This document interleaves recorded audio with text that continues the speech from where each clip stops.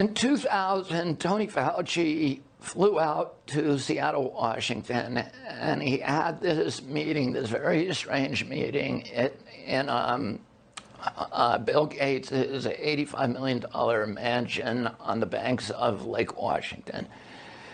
And Gates brought him into his library, and he said, I want to propose a partnership with you. And the partnership was to try to vaccinate all of humanity. And they ended up calling that, in 2009, they rechristened the program the Decade of Vaccines.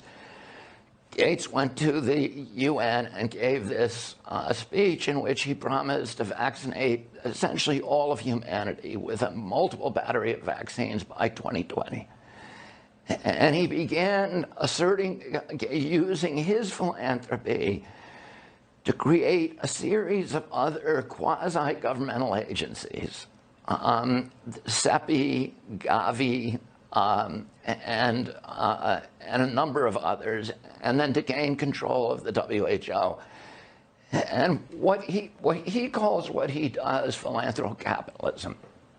It's not about philanthropy. It's about enriching the capitalists. What he does is he buys, and he does this in a number of areas I show in the book. He does it with food. He did it with the core curriculum.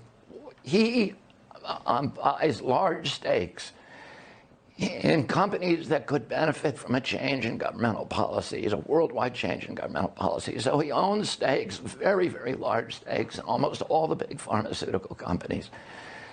Then he gives essentially about $1 billion to WHO every year, but through Rotary International, through Gavi, through CEPI, and through the Gates Foundation. But they're sort of, the cumulative is even larger than the US, which is the second biggest. That gives him control over WHO's policy. So there, the analysis of WHO say there is nothing that goes through WHO that is not vetted first by the Gates Foundation.